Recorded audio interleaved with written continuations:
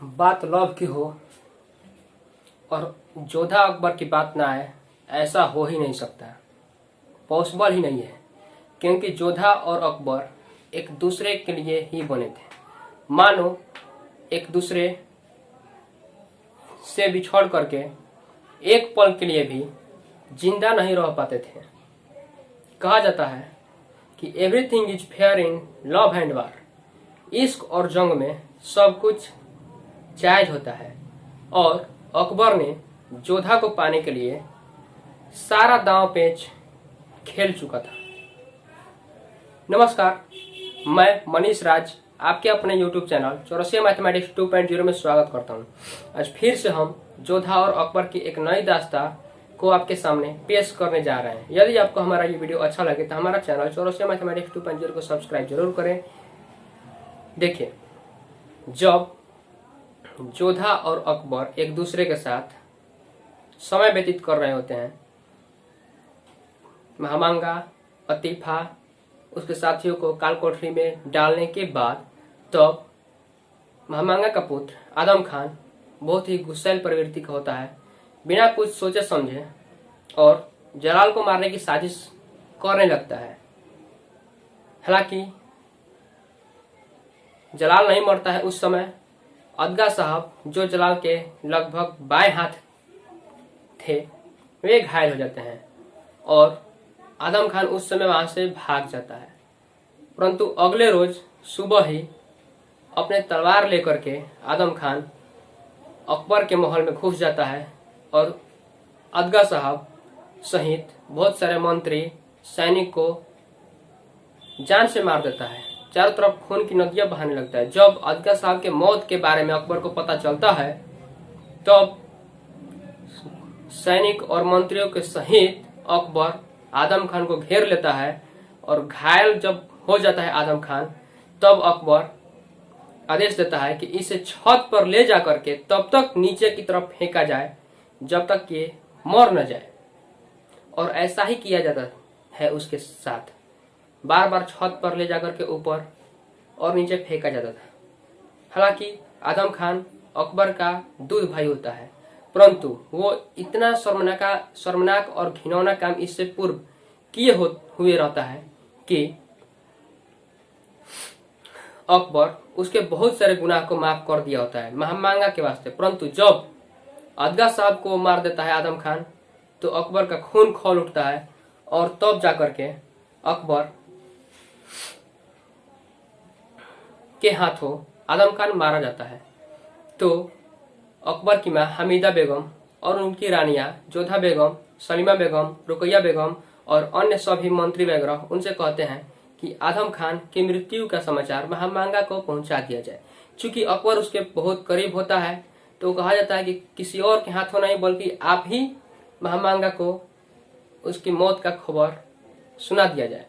परंतु अकबर हालांकि जाना नहीं चाहता है, परंतु जोधा और उसकी मां को कहने पर वो तैयार होता है। जा करके अकबर आदम खान की मृत्यु का समाचार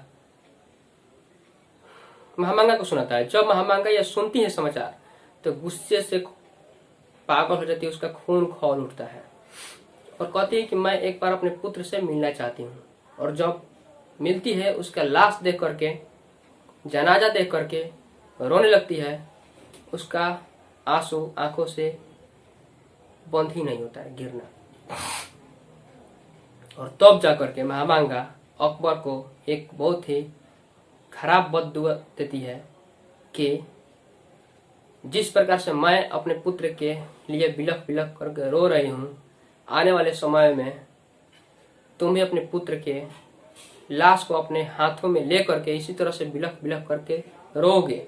और अकबर को ये बात बहुत ही गलत लगती है, महामांगा के द्वारा कहे गए बात, और महामांगा का ये हाय अकबर को लग जाती है। और फिर से अकबर महामांगा और उसकी महामांगा को जाकर के कालकोठरी में, अंधेरी कालकोठरी में बंद करा देता है। और उस दिन के बाद महामांगा खाना पीना सब कुछ छोड़ देती है, त्याग देती है, क्योंकि उसका पुत्र मर गया था, आदम खान।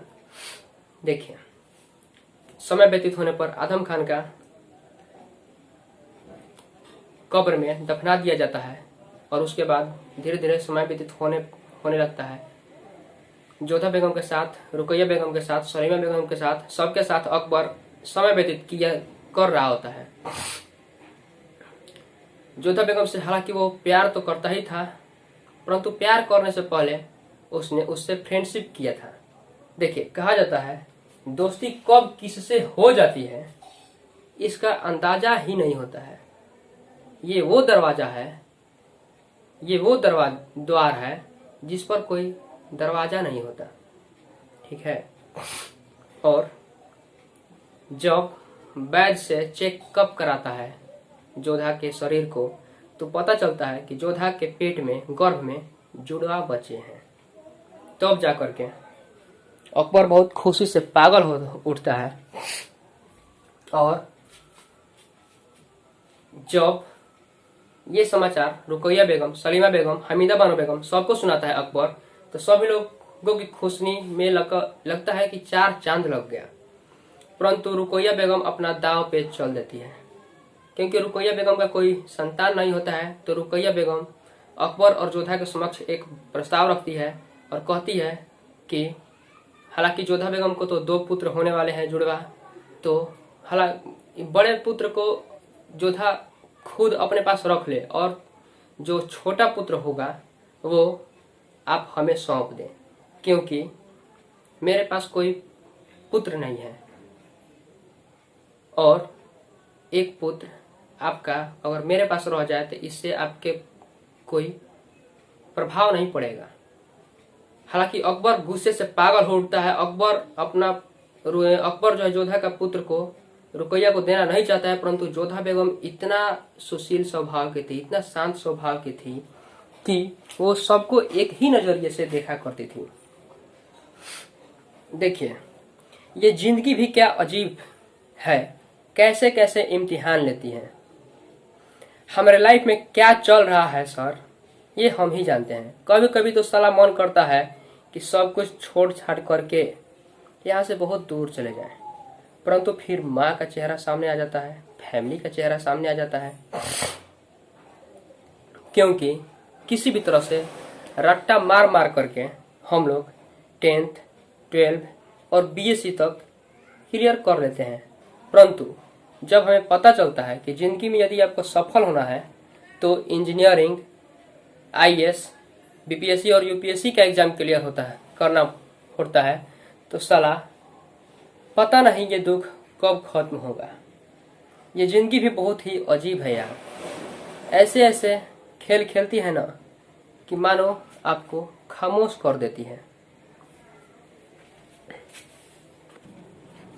जब जोधा बेगम इस बात के लिए राजी हो जाती है, तब रुकैया बेगम क्या करती है कि इसके लिए एक कागज पर साइन करा लेती है जोधा बेगम और अकबर से, ताकि बाद में जब जोधा का पुत्र हो जाए तो पुत्र मोह में जोधा फंस न जाए और अपना पुत्र वो देने से इनकार न कर दे।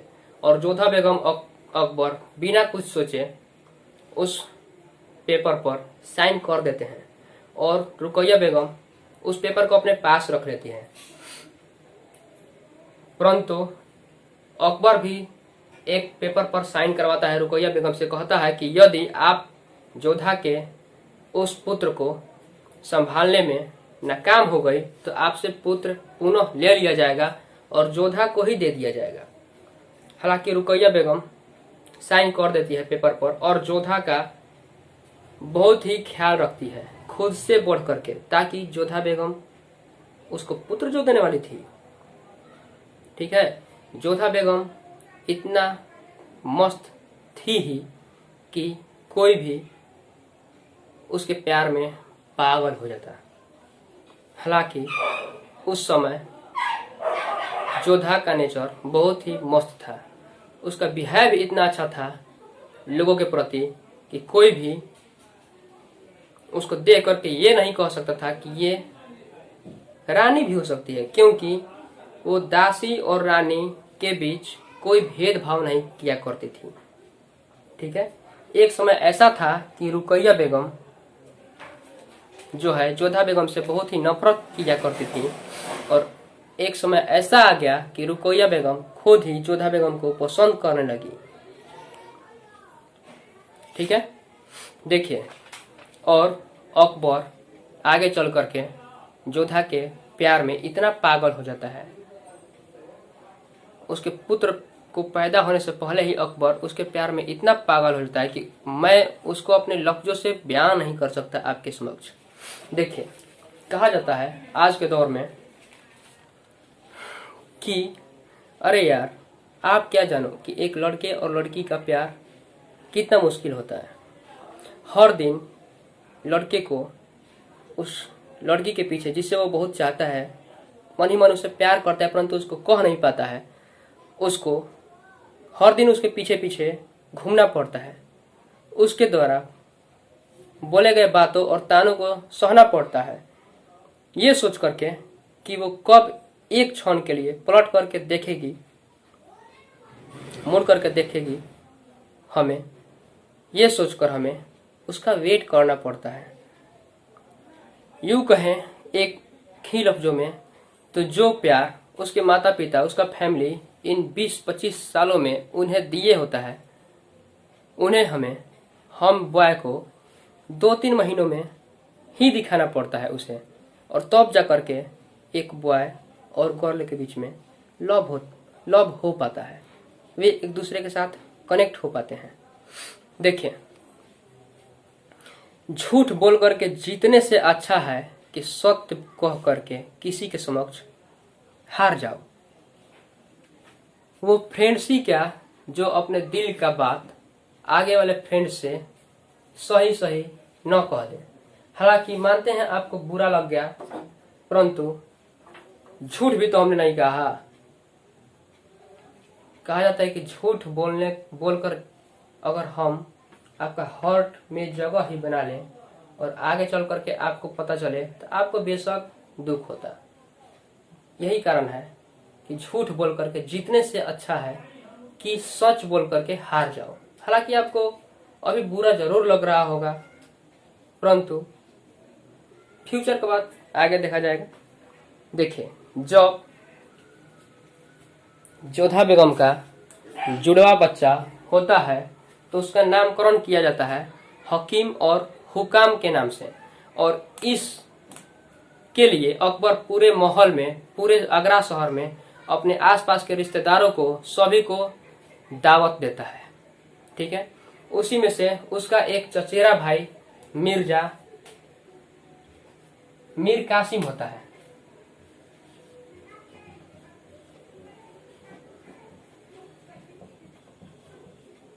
जो कि अकबर का चचेरा भाई होता है, दूर का रिश्तेदार होता है। सबको अकबर अपने दावत में, अपने पुत्र के नामकरण में लिंगानुपात में बुलाता है, पूरे शहर, आगरा शहर को दावत देता है। सभी लोग खुशी में शरीक होते हैं। क्या होता है कि पार्टी में जोधा बेगम और अकबर शामिल हुए रहते हैं और एक दासी पर जोधा बेगम अपने पुत्र को छोड़ करके चले जाती है, और इसी का फायदा मीर कासिम और मीर कासिम का पत्नी उठा लेती है।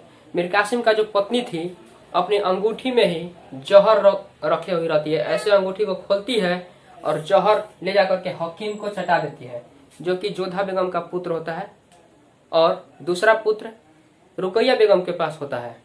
तो जब हकीम को जहर चटा देती है और वहां से गायब हो जाती है मीर कासिम की पत्नी, तो जब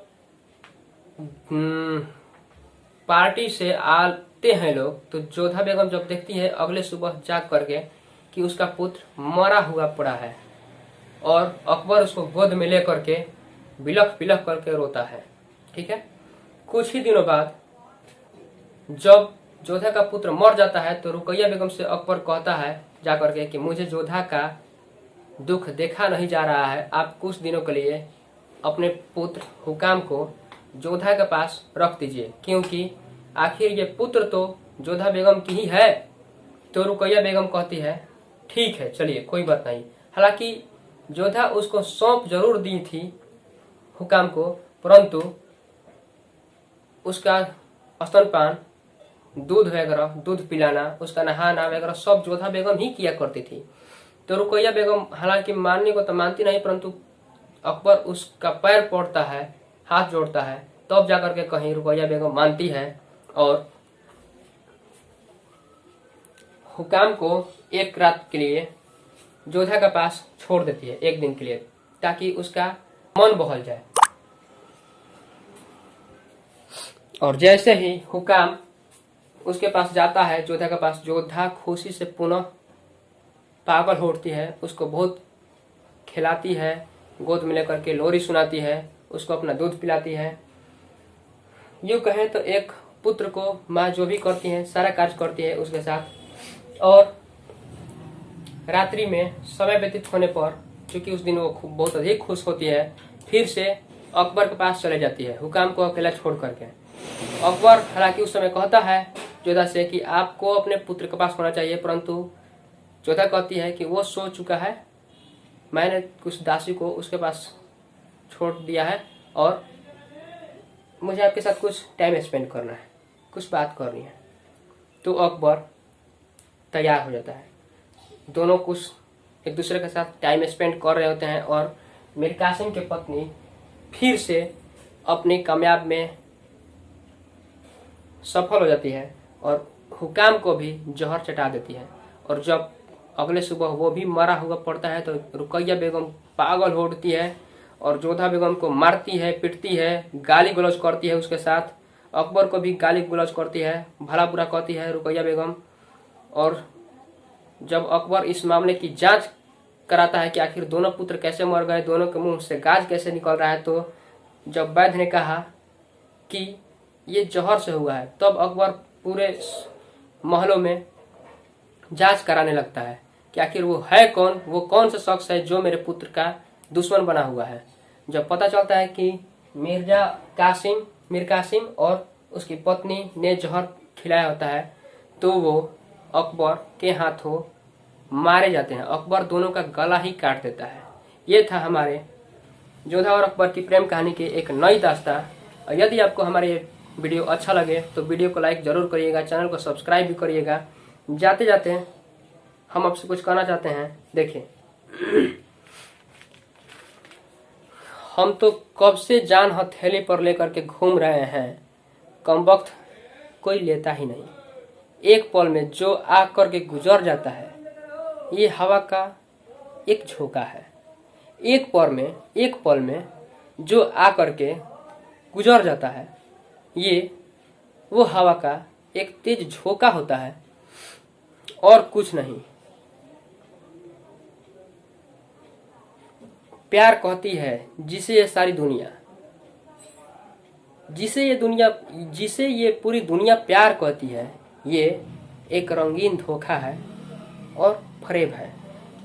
यदि आपको हमारा ये वीडियो अच्छा लगे जोधा और अकबर से रिलेटेड, तो आप हमारे चैनल चौरसिया मैथमेटिक्स 2.0 को सब्सक्राइब जरूर करें। चलिए, अल्लाह हाफिज।